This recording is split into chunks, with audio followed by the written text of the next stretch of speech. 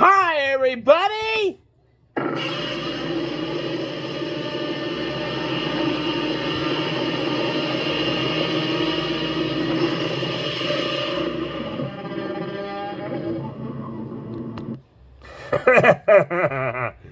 Haven't done that in a while, have you, Trex? Nope, but felt good.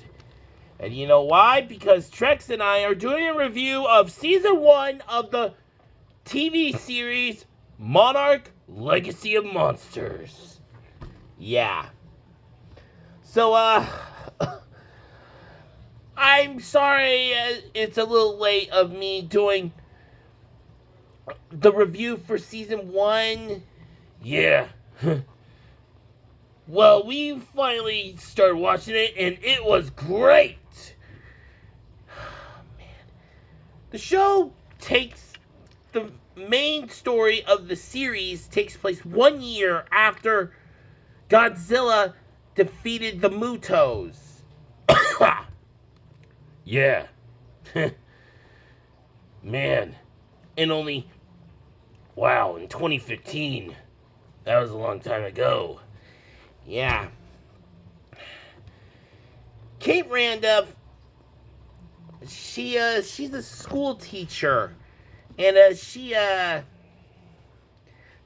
suffered from a little bit of PTSD when, Godzilla, the bridge. She lost some of her students. They fell, and PTSD kind of took over and everything. Yeah. And she thought her father died. So she went to Japan to get, like, some of his personal belongings. But what she didn't expect is that her dad had another family, another wife, and he has a son. Oh, man. Whew. Yeah. His name is Kentaro. And, man. Whew. Finding out that your dad had a second family, that's gotta be weird and awkward. And we don't just get to see the story of how Kate and Kentaro try to find their dad, but we also get to see the beginning of Monarch.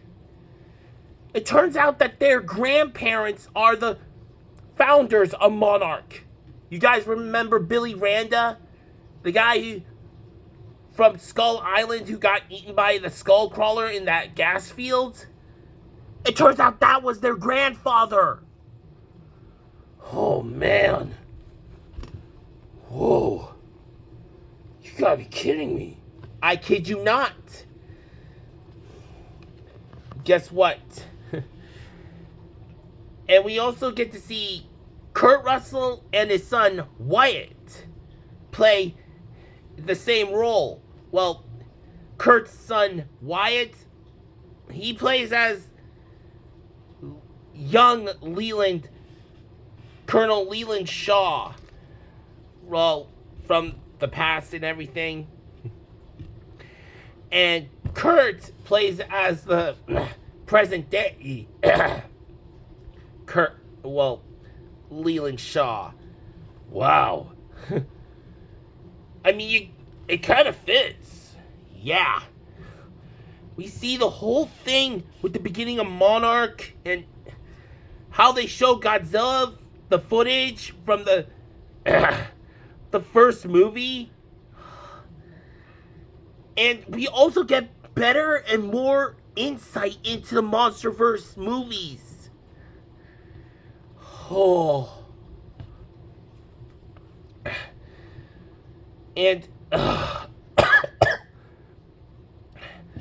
we also meet May, who is Kentaro's ex-girlfriend.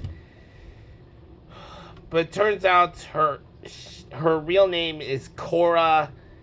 And she was kind of on the run because she kind of did some, hacking into the company she did worked at, AET. It was like they were experimenting on animals. cybernetic neural interfacing. What does that mean? Well, it turns out the whole thing was part of, it later became Apex Cybernetics. Apex. Well, why does it sound so familiar? No, you don't mean.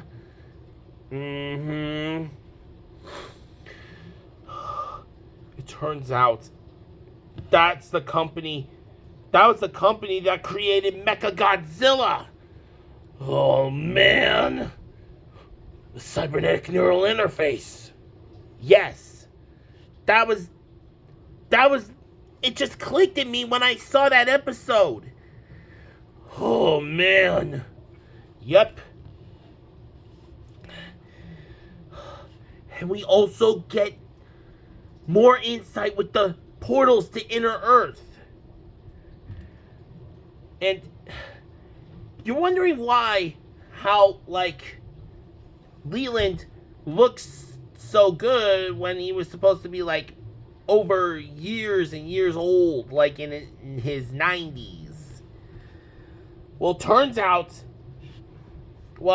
first, Kate, their grandmother, they thought that their grandmother, Kentaro, and Kate's grandmother died, being eaten by bugs, being dragged down into the earth.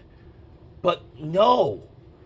Their grandfather, Bill, he came up with the theory of Inner Earth. What if she didn't die? And she didn't. She was stuck in there for years. For 1959, 62, 23, 2023, and then another 33. 56 years! Oh man. 56 years! It turns out that there's the whole time dilation thing. Man. She thought she was in Inner Earth for only almost 2 months. Oh man. Man, she lost her husband. She didn't know she lost Bill in Skull Island. Leland, in 1962, Leland and his team were down in Inner Earth for a week. And then he was the only survivor, and he spatted out, got portaled into 1982. Oh, man. Kentaro and Kate's father, Hiroshi, Keiko's son, and their father, he wanted to find out about Inner Earth too. And this whole family has gone through so much because of Monarch. And, man, it's just it gets more and more depressing and dramatic. And this show is just so incredible. And in order for them to... You think Lee is gone? He's stuck in Inner Earth. Kate, Keiko, and May got out of Inner Earth because Shaw was trying to destroy the gates, but then they fell in, and then Shaw stayed behind, and those three got out, but 2 years had passed. Oh, man.